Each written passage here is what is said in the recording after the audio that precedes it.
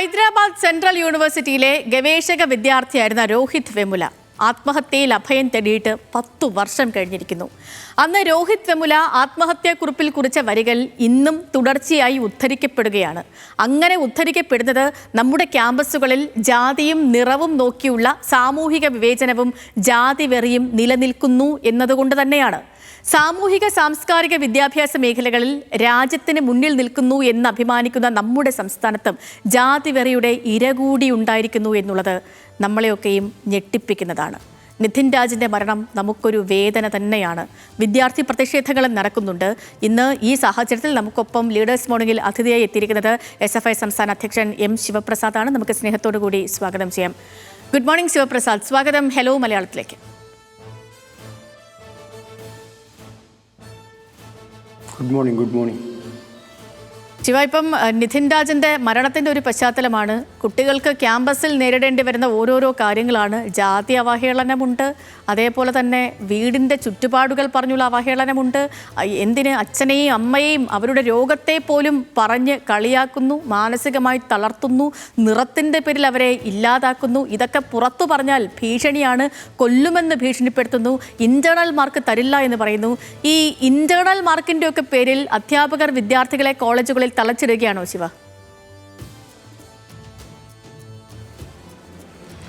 വളരെ ഗൗരവത്തോടെ കേരളം ഇന്ന് ചർച്ച ചെയ്യുന്നത് നമ്മുടെ പ്രിയപ്പെട്ട സഹോദരൻ നിതിൻ്റെ ആത്മഹത്യയെ തുടർന്ന് കേരളത്തിനകത്തിപ്പോൾ നടപ്പിൽ പുറത്തു വന്നിരിക്കുന്ന വെളിപ്പെടുത്തലെ അടിസ്ഥാനപ്പെടുത്തിയാണ്. ഓരോ ആത്മഹത്യയും യഥാർത്ഥത്തിലൊരു നിശബ്ദതയാണ്. ഇനി എന്ത് ചെയ്യണം, എന്ത് പ്രതികരിക്കണം, എന്താണ് പറയേണ്ടതെന്നറിയാതെ വരുമ്പോഴാണ് പലരും ആത്മഹത്യയുടെ വഴിയിലേക്ക് പോകുന്നത്. പക്ഷേ ആത്മഹത്യയെ പോലെ തന്നെ ഭീകരമാവുന്നത് നിതിൻ മരണപ്പെട്ട് 3-ാമത്തെ ദിവസമാണ്. ഞാൻ മനസ്സിലാക്കുന്നത് ഒരു കുട്ടി ആ ക്യാമ്പസിൽ നിന്ന് അവർ നേരിടേണ്ടി വരുന്ന പ്രശ്നങ്ങളെപ്പറ്റി പറയാൻ പോലും തയ്യാറാവുന്നത്.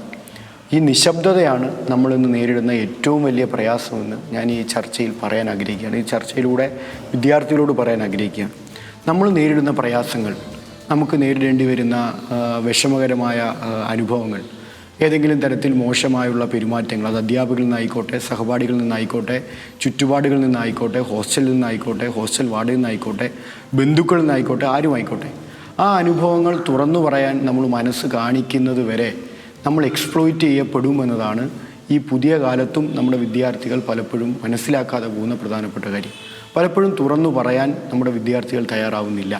അത് തുറന്നു പറയാൻ തയ്യാറാവാത്തതിൽ നമുക്കെല്ലാവർക്കും ഒരു പങ്കുണ്ടെന്ന് വിശ്വസിക്കുന്ന ഒരാളാണ് ഞാൻ. നമ്മുടെ വിദ്യാഭ്യാസ സ്ഥാപനങ്ങളുടെ ഒരു സ്ട്രക്ചറിന്, നമ്മുടെ UGC ഉൾപ്പെടെയുള്ള വിദ്യാഭ്യാസത്തെ നിയന്ത്രിക്കുന്ന ഘടകങ്ങൾ നിലവിൽ കൊണ്ടുവന്നിരിക്കുന്ന നിയമങ്ങൾക്ക്, അതോടൊപ്പം തന്നെ പൊതുസമൂഹത്തിനും, മാധ്യമങ്ങൾക്കും പൊതുസമൂഹത്തിൽ പ്രവർത്തിക്കുന്ന രാഷ്ട്രീയ പ്രവർത്തകർക്കുൾപ്പെടെ നമ്മുടെ വിദ്യാർത്ഥികളുടെ നിശബ്ദതയ്ക്ക് നമ്മളെല്ലാവരും ഒരു കാരണക്കാരാണ് എന്ന് വിശ്വസിക്കുന്ന ഒരാളാണ് ഞാൻ. പക്ഷേ ആ നിശബ്ദത ഈ എക്സ്പ്ലോയിറ്റേഷൻ്റെ തോത് വർദ്ധിപ്പിക്കുകയുള്ളൂ എന്നതാണ് നിതിൻ്റെ വിഷയത്തിൽ ഉൾപ്പെടെ വളരെ ഗൗരവത്തിൽ കേരളം ചർച്ച ചെയ്യേണ്ടത്. ഇപ്പോൾ നിതിൻ്റെ വിഷയമുണ്ടായി, ഞാൻ പറഞ്ഞു 3-ാമത്തെ ദിവസമാണ് കുട്ടികൾ അവരുടെ അനുഭവങ്ങൾ പങ്കുവെക്കാൻ തയ്യാറായി പുറത്തേക്ക് വന്നത്.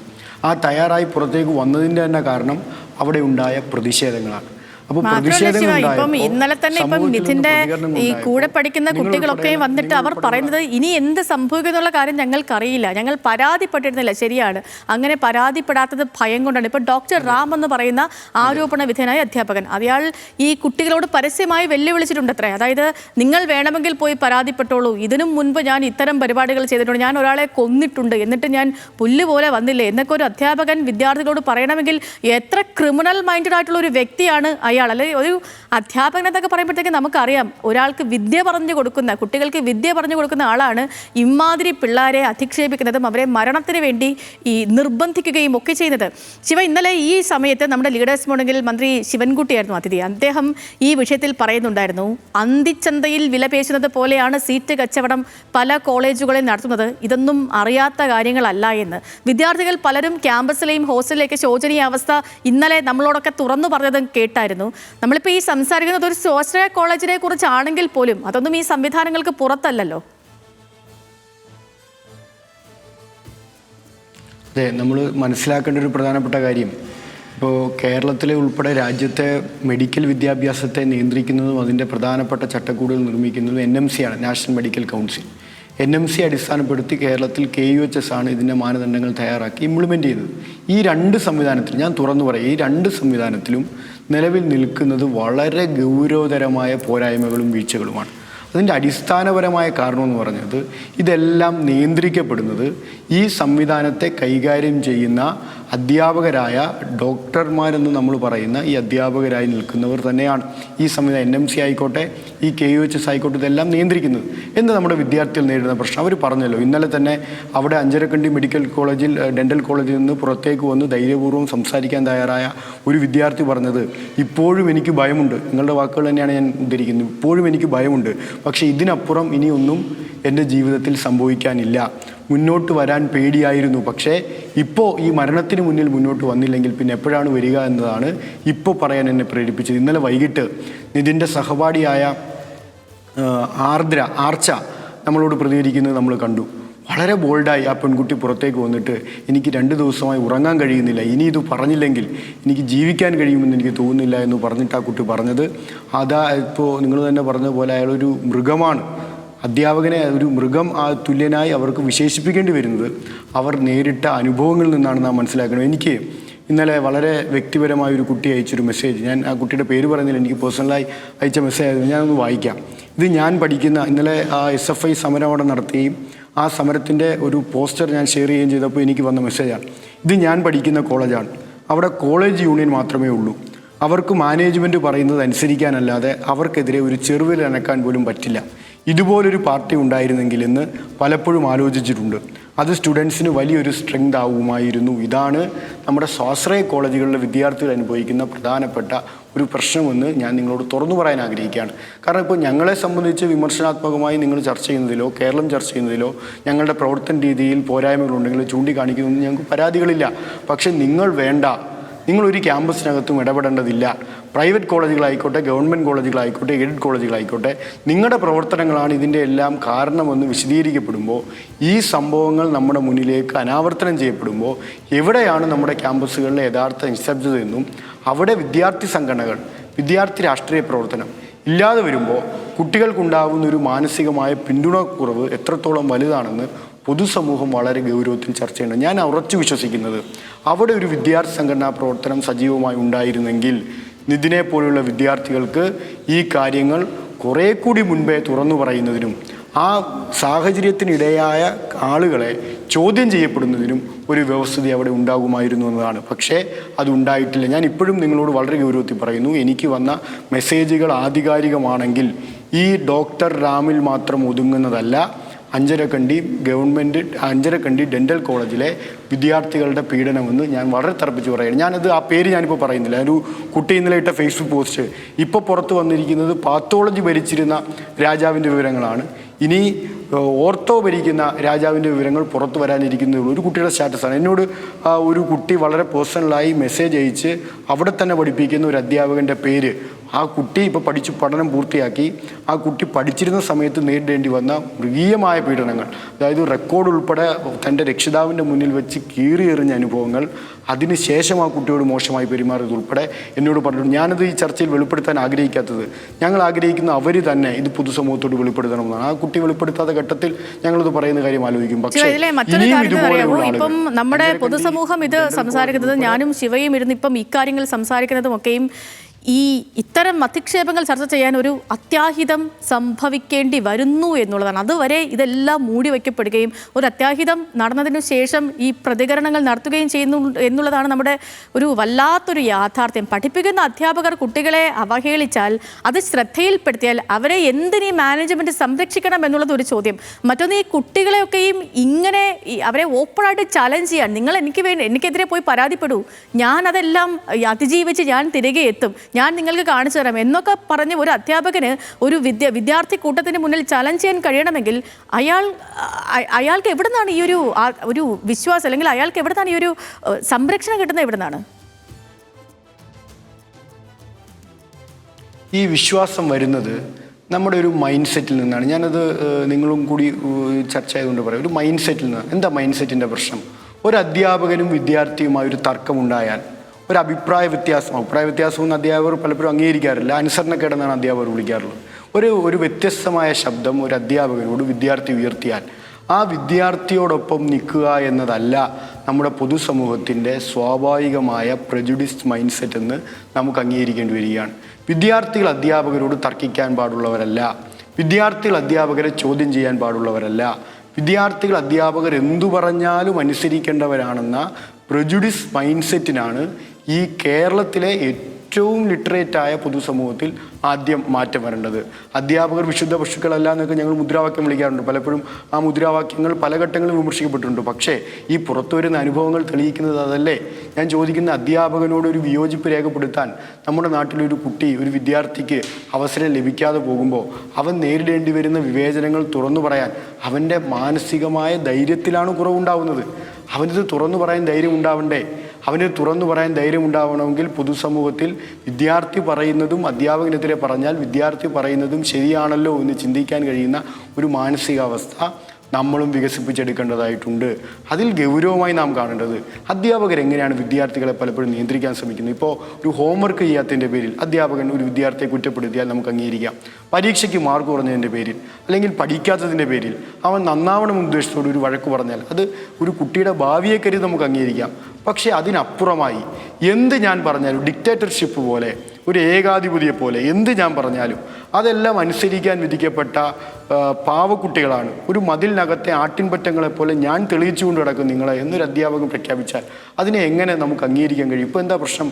80% വേണം ഒരു മെഡിക്കൽ കോഴ്സിന് ഒരു വിദ്യാർത്ഥിക്ക് പരീക്ഷ എഴുതണമെങ്കിൽ. അറ്റൻഡൻസിൻ്റെ കാര്യം 80%. ഇന്നലെ ഈ പശ്ചാത്തലത്തിൽ തന്നെ വന്ന വെളിപ്പെടുത്തൽ എന്താ? ക്ലാസ്സിൽ കയറിയാലും അധ്യാപകന് ഇഷ്ടമില്ലെങ്കിൽ അയാൾ അറ്റൻഡൻസ് തരില്ല. എന്താ പ്രശ്നം? അംഗീകരിച്ചില്ലെങ്കിൽ, അറ്റൻഡൻസ് തന്നില്ലെങ്കിൽ പരീക്ഷ എഴുതാൻ കഴിയില്ല. ഇപ്പോൾ മെഡിക്കൽ വിദ്യാഭ്യാസത്തിൻ്റെ ഒരു പ്രത്യേകത എന്ന് വെച്ചാൽ ഒരു സെമ്മിൽ പരീക്ഷ എഴുതാവോ പാസ്സാവുകയോ ചെയ്യാതിരുന്നാൽ ഒരു വർഷം ബാക്ക് പോയി വീണ്ടും ആ സെമ്മ് പഠിക്കണം. അതാണ് സ്ഥിതി. പോസ്റ്റിംഗ് ആരാണ് നിയന്ത്രിക്കുന്നത്? പ്രാക്ടിക്കൽ ആരാണ് നിയന്ത്രിക്കുന്നത്? വൈവ ആരാണ് നിയന്ത്രിക്കുന്നത്? ഇൻറ്റേണൽ ആരാണ് നിയന്ത്രിക്കുന്നത്? ഇതെല്ലാം നിയന്ത്രിക്കുന്ന അധ്യാപകരാണ്. ഈ അധ്യാപകൻ ഒരു വിദ്യാർത്ഥിയുടെ അനിഷ്ടം തോന്നിപ്പോയാൽ അല്ലെങ്കിൽ അധ്യാപകൻ അനിഷ്ടം വരുന്ന എന്തെങ്കിലും ഒരു കാര്യം വിദ്യാർത്ഥി ചെയ്തു പോയാൽ അവൻ്റെ പോസ്റ്റിങ്ങിനെ ബാധിക്കും, അവൻ്റെ ഇൻറ്റേണലിനെ ബാധിക്കും, അവൻ്റെ പ്രാക്ടിക്കലിനെ ബാധിക്കും, അവൻ്റെ അറ്റൻഡൻസിനെ ബാധിക്കും, അവൻ്റെ വിദ്യാഭ്യാസത്തെ ആകെ ബാധിക്കും. ഇത് ഉപയോഗപ്പെടുത്തിയാണ് കേരളത്തിലെ ഒരു വിഭാഗം വരുന്ന അധ്യാപകർ, എല്ലാവരെയും ഒന്നും കുറ്റം പറയാൻ കഴിയില്ല, നല്ല അധ്യാപകരാണ് ഭൂരിഭാഗവും. പക്ഷേ അതിലും നമ്മളെപ്പോഴും പറയും ഡിസിൻഫെക്റ്റൻറ്റിൻ്റെ പോലും നമ്മൾ അഷുറൻസ് പറയുന്നത് 99% ബാക്കി 1% നമ്മുടെ മുന്നിൽ ബാക്കി നിൽക്കുകയാണ്. ഈ 1% വരുന്ന അധ്യാപക സമൂഹത്തിന് തന്നെ അപമാനമാവുന്ന ഇത്തരം ആളുകൾ ഈ മാർഗങ്ങളെല്ലാം ഉപയോഗിച്ച്, ഇൻറ്റേണൽ ആവട്ടെ, വൈവ ആവട്ടെ, പോസ്റ്റിംഗ് ആവട്ടെ, അറ്റൻഡൻസ് ആവട്ടെ, ഈ മാർഗങ്ങളെല്ലാം ഉപയോഗിച്ച് നമ്മുടെ വിദ്യാർത്ഥികൾക്ക് മേൽ നടത്തുന്ന കടന്നാക്രമണം, കടന്നുകയറ്റം എന്ന് പറയുന്നത് നിസ്സാരമല്ല. ഇപ്പോൾ എൻ്റെ ഒരു അനുഭവം ഞാൻ പറയാം. നമ്മൾ ഈ കലോത്സവങ്ങളുമായി ബന്ധപ്പെട്ടൊക്കെ മെഡിക്കൽ കോളേജുകളിൽ പോകുമ്പോൾ കലോത്സവം നടക്കുന്ന ദിവസങ്ങളിൽ പലയിടത്തും ക്ലാസ്സുകൾ നടക്കുന്നത് ഞാൻ കണ്ടിട്ടുണ്ട്. അപ്പോൾ ഞാൻ വിദ്യാർത്ഥികളോട് ചോദിച്ചു, എന്താ ഈ കലോത്സവം നടക്കുമ്പോൾ ക്ലാസ്? അത് അധ്യാപകർ ഇന്ന് ക്ലാസ് വെച്ചിട്ടുണ്ട്. അപ്പോൾ ആ കുട്ടികൾ കലോത്സവത്തിൽ പങ്കെടുക്കാൻ ആഗ്രഹിക്കുന്നവർ പോലും ആ ആഗ്രഹം മാറ്റിവെച്ച് ക്ലാസ്സിൽ പോയിരിക്കുകയാണ്. കാരണം കലോത്സവത്തിന് പങ്കെടുക്കാൻ പോയാൽ ക്ലാസ്സിൽ കയറാതിരുന്നാൽ പിന്നെ ഈ അധ്യാപകൻ്റെ ബ്ലാക്ക് ലിസ്റ്റിൽ ഈ കുട്ടി വരികയാണ്. പിന്നെ ഈ ക്ലാസ്സിലേക്ക് പിന്നീട് ഈ കുട്ടി വരുമ്പോൾ ചോദ്യം ചെയ്യപ്പെടും മാത്രമല്ല പിന്നീടുള്ള പരീക്ഷകളിൽ, വൈവയിൽ, പോസ്റ്റിങ്ങിൽ, ഇൻറ്റേണലിലെല്ലാം ഈ കുട്ടി ബാധിക്കപ്പെടുകയാണ്. അപ്പോൾ ഈ സ്ട്രക്ചറിൽ മാറ്റം വരണ്ടേ? നമ്മുടെ കുട്ടികളെ എങ്ങനെയാണ് അസസ് ചെയ്യേണ്ടത്? വിദ്യാർത്ഥികളെ എങ്ങനെയാണ് അസസ് ചെയ്യേണ്ടത്? അവർ അസസ് ചെയ്യപ്പെടുന്നതിൽ ഒരു അധ്യാപകൻ്റെ പ്രജുഡിസ്ഡ് മൈൻഡ് ഒരു ഫാക്ടർ ആവാതിരിക്കാൻ മാറ്റം വരേണ്ടതായിട്ടുണ്ട്. അറ്റൻഡൻസ് നിബന്ധനകൾ വേണ്ടെന്ന് ഞങ്ങൾക്കൊരു അഭിപ്രായമില്ല. അറ്റൻഡൻസ് എല്ലാം നിർബന്ധമായി വേണം. ക്ലാസ്സിൽ കയറുന്നവരാണ് നമ്മുടെ വിദ്യാർത്ഥികൾ, അതിലൊന്നും ഒരു തർക്കമില്ല. പക്ഷേ അറ്റൻഡൻസ് ഒരു അധ്യാപകൻ്റെ വരദാനമാണ് എന്ന നിലയിലുള്ള തെറ്റിദ്ധാരണ നമ്മുടെ ക്യാമ്പസിൽ നിന്ന് മാറ്റി നിർത്തപ്പെടണ്ടേ? ഇത് മാറ്റി നിർത്തിയാലേ വിദ്യാർത്ഥികൾക്ക് പ്രതികരിക്കാൻ ധൈര്യം ഉണ്ടാവും. അവർ ന്യായമായ ആവശ്യത്തിന് അല്ലെങ്കിൽ അന്യായമായ ഒരു ആവശ്യത്തിന് അധ്യാപകൻ വിദ്യാർത്ഥിയുടെ ഭാവിക്ക് വേണ്ടി നന്നായി പറയുന്നൊരു കാര്യത്തിൽ പ്രതികരിക്കണം ഞങ്ങളാരും പറയില്ല. പക്ഷേ ഒരു മോശം അനുഭവം ഉണ്ടായാൽ, ഒരു തെറ്റായ സമീപനം ഉണ്ടായാൽ, ഇപ്പോൾ ഇവിടെ വന്നിരിക്കുന്ന വാർത്തകൾ എന്തൊക്കെയാണ്? ആകാര ഭംഗിയെ, ജാതിയെ, വർണ്ണത്തെ, രൂപത്തെ, അവരുടെ ജീവിത രീതിയെ, ജീവിത ചുറ്റുപാടുകളെ, രക്ഷിതാക്കളെ ഉൾപ്പെടെ ക്ലാസ്സിൽ ഒരു മടിയുമില്ലാതെ ദയാരഹിതമായി അവരെ കളിയാക്കാൻ ഉപയോഗിക്കുന്നതാണ് ഇപ്പോൾ പുറത്തു വരുന്ന വാർത്തകൾ. ഇതിലിപ്പം എന്തെങ്കിലും ഒരു സ്ഥിരമായിട്ടൊരു സംവിധാനം വേണ്ടി, ഇതിപ്പം ഒരിടത്തെ മാത്രമല്ല, ഇപ്പം നമ്മൾ ഈ സംസാരിക്കുന്ന അഞ്ചരക്കണ്ടിയിൽ തന്നെ ഈ കോളേജിൽ നിന്ന് എത്രയോ വിദ്യാർത്ഥികൾക്ക് ഇക്കാരണങ്ങൾ കൊണ്ട് പഠനം ഉപേക്ഷിക്കേണ്ടി വന്നിരിക്കുന്നു എന്നറിയുന്നു. മാത്രമല്ല ഇപ്പോൾ ഈ ദേശീയ ക്രൈംസ് റെക്കോർഡ് ബ്യൂറോയുടെ കണക്കുകൾ പരിശോധിക്കുമ്പം പ്രതിവർഷം 14,000-ഓളം വിദ്യാർത്ഥികൾ ആത്മഹത്യ ചെയ്യുന്നുണ്ട്. ക്യാമ്പസിനകത്തും പുറത്തുമായിട്ട് ആത്മഹത്യ ചെയ്യുന്നുണ്ട്. വിദ്യാർത്ഥികൾക്ക് ഭയക്കാതെ പഠിക്കേണ്ട ഒരു സാഹചര്യം ഉണ്ടാകേണ്ടതില്ല. അപ്പോൾ അതിന് എന്താ ചെയ്യാൻ പറ്റുക? ഇപ്പം ഇവർക്കൊരു ഈ പ്രശ്നക്കാരായ അധ്യാപകരെ മോണിറ്റർ ചെയ്യാൻ ഒരു സമിതിയോ, അതല്ലെങ്കിൽ ഈ കുട്ടികൾക്ക് തന്നെ അവർക്ക് ഈ മാനസിക സമ്മർദ്ദം ഉണ്ടാക്കുന്ന അധ്യാപകരെ പറ്റി പറയാൻ, അവരുടെ ഐഡന്റിറ്റി വെളിപ്പെടുത്താൻ തന്നെ പറയാൻ ഒരു ടോൾ ഫ്രീ നമ്പറോ അങ്ങനെ എന്തെങ്കിലുമൊക്കെ ഒരു സംവിധാനം കൊണ്ടുവന്നാൽ ഇത് കുറച്ചും കൂടി ഈ നല്ല രീതിയിൽ പോകില്ലേ, സുതാര്യമായി പോകില്ലേ? തീർച്ചയായും.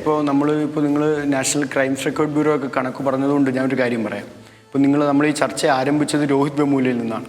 രോഹിത് വെമുലയുടെ പ്രധാനപ്പെട്ട ഒരു വാചകം നമ്മളെല്ലാവരും ചർച്ച ചെയ്തു, my birth is my fatal accident. അതുപോലെ തന്നെ രോഹിത് വെമുല അദ്ദേഹത്തിൻ്റെ ആത്മഹത്യാക്കുറിപ്പിൽ എഴുതുന്നൊരു വാചകമുണ്ട്, they have reduced me into my primary identity എന്ന് അദ്ദേഹത്തിൻ്റെ ആത്മഹത്യാക്കുറിപ്പിൽ രോഹിത് വെമുല എഴുതുന്നുണ്ട്. അതായത് ഒരു താഴെ ക്ലാസ്സിൽ നിന്ന് തൻ്റെ ജീവിത ചുറ്റുപാടുകളോടെല്ലാം ഫൈറ്റ് ചെയ്ത് ഒട്ടും ഒരു വിദ്യാർത്ഥിക്ക് പഠിക്കാൻ കഴിയാത്ത അന്തരീക്ഷം ഇല്ലാത്തടത്ത് നിന്ന് പ്രൈമറി വിദ്യാഭ്യാസം പൂർത്തിയാക്കി, ഹയർ സെക്കൻഡറി വിദ്യാഭ്യാസം പൂർത്തിയാക്കി, ഡിഗ്രി വിദ്യാഭ്യാസവും മാസ്റ്റേഴ്സും പൂർത്തിയാക്കി PhDക്ക് ഹൈദരാബാദ് സെൻട്രൽ യൂണിവേഴ്സിറ്റി പോലെ ഒരു പ്രധാനപ്പെട്ട സർവകലാശാലയിൽ അഡ്മിഷൻ എടുത്ത വിദ്യാർത്ഥിക്ക് നമ്മുടെ രാജ്യത്ത് പറയേണ്ടി വരികയാണ്, they have reduced me into my primary identity. അവരെൻ്റെ ഏറ്റവും പ്രാഥമികമായ സത്വത്തിലേക്ക് എന്നെ ചുരുക്കി. അതായത് ഒരു PhD വിദ്യാർത്ഥി എന്ന ഏറ്റവും ക്രീമി ലെയറായ വിദ്യാർത്ഥി സമൂഹത്തിൻ്റെ പ്രതിനിധി എന്നതിലുപരി അവർ തെരഞ്ഞു പോയത് എൻ്റെ ജാതിയാണെന്ന് ഈ വർത്തമാനകാല ഇന്ത്യയിൽ ഒരു വിദ്യാർത്ഥിക്ക് പറയേണ്ടി വന്ന് നമ്മൾ കേട്ടത് 2016 പായൽ തഡ്വി എന്ന് പറയുന്ന ഒരു മെഡിക്കൽ വിദ്യാർത്ഥിക്ക് ആത്മഹത്യ ചെയ്യേണ്ടി വന്നത് എൻ്റെ ഓർമ്മ ശരിയാണെങ്കിൽ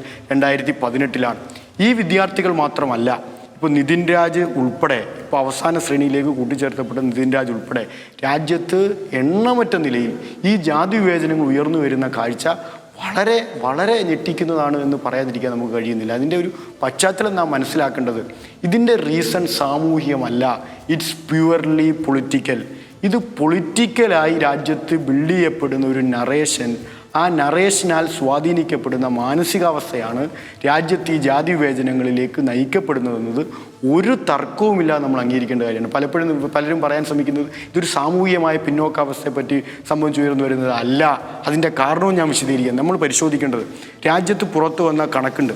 ആ കണക്ക് എനിക്ക് തോന്നുന്നത് ഏറ്റവും അവസാനം അതിൻ്റെ ഒരു കണക്ക് വന്നിരിക്കുന്നത് parliamentary standing committee on education, woman, child, youth and sports അത് പുറത്തുവിട്ടൊരു കണക്കനുസരിച്ച് കഴിഞ്ഞ 5 വർഷക്കാലത്തിനിടയ്ക്ക് 118.4% ക്യാമ്പസുകളിൽ നിന്ന് ഉയർന്നു വന്ന പരാതികൾ ഉണ്ടാകപ്പെട്ട ജാതി വിവേചനം, അതും SC ST മാത്രം ഉയർന്നു വന്ന അട്രോസിറ്റിയുടെയും അതോടൊപ്പം തന്നെ ജാതി വിവേചനത്തിൻ്റെയും നിലവിലെ കണക്കിലുണ്ടായ വർധന 2019 173, 2021 182, 21-22 186, 22-23 241, 23-24 378 കേസുകളാണ് ഔദ്യോഗികമായി റിപ്പോർട്ട് ചെയ്യപ്പെട്ടത്. അതിൽ തന്നെ നമ്മൾ മനസ്സിലാക്കേണ്ടത്, ഈ കേസുകൾ റിപ്പോർട്ട് ചെയ്യപ്പെടുമ്പോഴും 108 പരാതികൾ, ഈ ആകെ റിപ്പോർട്ട് ചെയ്യപ്പെട്ട കേസുകളിൽ ഇന്നും പരിഹരിക്കപ്പെടാതെ UGCക്കും യൂണിവേഴ്സിറ്റികൾക്കും വിദ്യാഭ്യാസ സ്ഥാപനങ്ങൾക്കും മുന്നിൽ, നിയമാധികാരികൾക്ക് മുന്നിൽ പെൻഡിങ് ആയി ബാക്കി നിൽക്കുന്നു എന്ന് മനസ്സിലാവുമ്പോഴാണ് നിലവിലെ സംവിധാനങ്ങൾ ഈ ജാതി വിവേചനങ്ങൾ തടയാൻ പൂർണ്ണമായി പരാജയപ്പെടുന്നു എന്നാണ് മനസ്സിലാക്കേണ്ടത്. എന്നിട്ടോ അവിടെയാണ് രോഹിത് വെമുലയുടെയും പായൽ തഡ്വിയുടെയും രാജ്യത്തെ പുരോഗമന സംഘടനകളുടെ എല്ലാം സഹായത്തോടെ ദീർഘകാലം ഏതാണ്ട് 8 വർഷം രാജ്യത്തിൻ്റെ സുപ്രീം കോടതിയിൽ നടന്ന നിയമപോരാട്ടത്തിൻ്റെ ഭാഗമായി promotion of equity in higher education institution resolution 2026 UGC പുറപ്പെടുവിക്കാൻ തയ്യാറാകുന്നത്. എന്നിട്ടോ ആ റെസൊല്യൂഷൻ പുറത്തേക്ക് വന്ന് നിമിഷങ്ങൾ കഴിയുന്നതിന് മുമ്പ് രാജ്യവ്യാപകമായി സംഘപരിവാർ നിയന്ത്രിക്കുന്ന സംഘടനകൾ നടത്തിയ പ്രക്ഷോഭം ഈ രാജ്യം കണ്ടതല്ലേ. ഞാൻ മനസ്സിലാക്കുന്നത് രോഹിത് വെമുല ആക്ട് നടപ്പിലാക്കണമെന്നും ഈ റെസൊല്യൂഷൻ പോലും തൃപ്തികരമല്ലെന്നും ഇത് കുറേ കാര്യക്ഷമമായി നടപ്പിലാക്കണമെന്നും ആവശ്യപ്പെട്ട് ഡൽഹി സർവകലാശാലയിലെ വിദ്യാർത്ഥികൾ സമരം നടത്തിക്കൊണ്ടിരിക്കുമ്പോൾ, SFIയും അതോടൊപ്പം തന്നെ ഇടതുപക്ഷ വിദ്യാർത്ഥി സംഘടനകൾ സമരം നടത്തിക്കൊണ്ടിരിക്കുമ്പോൾ അവിടേക്ക് മുദ്രാവാക്യം വിളിച്ച് ABUP ക്രിമിനൽസ് ഇരച്ചു കയറി വരുന്ന ദൃശ്യം നിങ്ങളുടെ മീഡിയ ലൈബ്രറിയിൽ ഉണ്ടാവും. ഞാനിത് പറയാൻ കാരണം അവിടെ ഉയർത്തപ്പെട്ടൊരു മുദ്രാവാക്യമുണ്ട്. അതാ പ്രശ്നം. ഈ സമരം ചെയ്യുന്ന വിദ്യാർത്ഥികളെ നേരിടാൻ വന്ന ക്രിമിനൽസ് അന്ന് ഉയർത്തിയ മുദ്രാവാക്യം ബ്രാഹ്മൺവാദ് സിന്ദാബാദ് എന്നാണ്. ഞാൻ ഇപ്പോഴും ഓർക്കുന്ന ഒരു പെൺകുട്ടി ABP സഹപ്രവർത്തകരുടെ തോളിലേക്ക് കയറിയിരുന്ന് ആവേശത്തോടെ അന്ന് വിളിച്ച മുദ്രാവാക്യം രാജ്യം കേട്ടത് ബ്രാഹ്മൺവാദ് സിന്ദാബാദ് എന്നാണ്. എന്താണ് ഈ റെസൊല്യൂഷൻ എതിർക്കാൻ അവർ മുന്നോട്ട് വെച്ച കാരണം? ഇത് ഉയർന്ന ജാതിയുടെ സവർണ ജാതി മേധാവിത്വത്തിൻ്റെ ആവശ്യങ്ങളെ താല്പര്യങ്ങളെ ഹനിക്കുന്നതാണ് ഈ വിവേചനങ്ങൾക്കെതിരായ നിയമമെന്ന് ഇവർ രാജ്യത്തോട് പറയുകയാണ്. ആ രാജ്യത്തോട് പറയുന്നതിന്റെ അടിസ്ഥാനത്തിൽ UGCക്ക് നടപ്പിലാക്കാൻ കഴിയാതെ പിന്നോട്ട് പോകേണ്ടി വരുന്നു.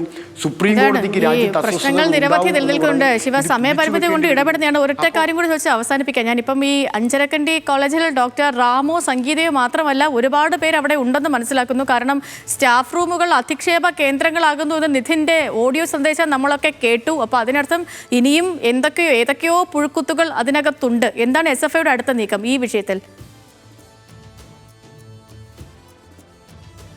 ഞങ്ങളിപ്പോൾ ആലോചിച്ചിരിക്കുന്നത് കേരളത്തിനകത്തെ മുഴുവൻ സ്വാശ്രയ മെഡിക്കൽ സ്ഥാപനങ്ങളിൽ ഇപ്പോൾ ഗവൺമെൻറ് എയ്ഡഡ് സ്ഥാപനങ്ങളിൽ SFI യൂണിറ്റുകൾ കാര്യക്ഷമമായി പ്രവർത്തിക്കുന്നുണ്ട്. സ്വാശ്രയ സ്ഥാപനങ്ങളിലും SFI സംഘടനാ പ്രവർത്തനം കുറേ കൂടി കാര്യക്ഷമമാക്കാൻ നമ്മൾ ആലോചിക്കണം. ഒന്ന്. രണ്ടാമത്തെ കാര്യം, ഇപ്പോൾ നമ്മൾ ചർച്ച കാണുന്ന ഒരുപാട് ആളുകളുണ്ടാവും, വിദ്യാർത്ഥികളുണ്ടാവും.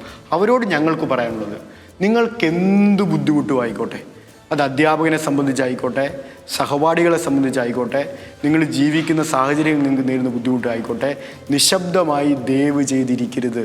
നിങ്ങളുടെ നിശബ്ദതയാണ് നമ്മുടെ ചുറ്റുപാടുകൾ എക്സ്പ്ലോയിറ്റ് ചെയ്യുന്നത്. നിങ്ങളുടെ നിശബ്ദതയാണ് നിങ്ങളെ എക്സ്പ്ലോയിറ്റ് ചെയ്യുന്നവർ ഉപയോഗപ്പെടുത്തുന്നത്. ആ നിശബ്ദതയ്ക്ക് ഒരുപാട് കാരണങ്ങളുണ്ടാവും. നിങ്ങളുടെ സാഹചര്യം, നിങ്ങളുടെ വിദ്യാഭ്യാസം. ഇപ്പോൾ നമ്മുടെ മരിച്ചുപോയ നിതിൻ്റെ ഒരു ബന്ധു ഇന്നലെ പറഞ്ഞത് എൻ്റെ ഒരു ചർച്ചയിൽ പറഞ്ഞു കേട്ട് എനിക്ക് ശരിക്കും സങ്കടം വന്നു. കാരണം ആ കുട്ടിയോട് വീട്ടുകാർ തന്നെ ഒരു ഘട്ടത്തിൽ പറഞ്ഞു പോലും, നീ പഠിക്ക്, ഇനി 4 വർഷമല്ലേ ഉള്ളൂ, അത് നീ ഒന്ന് സഹിച്ച് പഠിച്ചാൽ നമുക്ക് ഇത് ഡോക്ടറായി നിനക്ക് പുറത്തു വരാമല്ലോ. ഈ ഒരു ചിന്താഗതി രക്ഷിതാക്കളും ഉപേക്ഷിക്കണം. നമ്മുടെ കുഞ്ഞുങ്ങൾക്ക് പഠിക്കാൻ കഴിയണമെങ്കിൽ അവർക്ക് ഫ്രീ ആയൊരു മൈൻഡ് വേണം. അവർക്ക് ഇത്തരം സമ്മർദ്ദങ്ങൾക്ക് കീഴിൽ പഠിക്കാൻ കഴിയില്ല. അവരെ നമ്മൾ തള്ളിവിടുന്നത് കേവലം സാഹചര്യത്തിൻ്റെ സമ്മർദ്ദം മൂലം.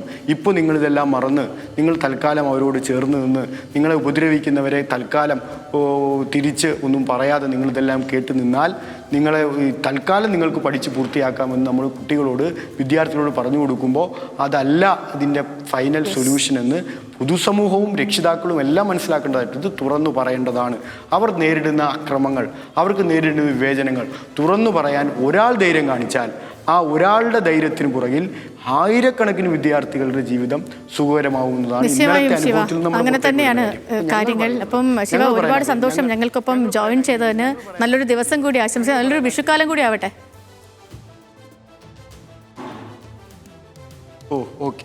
ഓക്കെ. ശരി ശിവ, ശരി.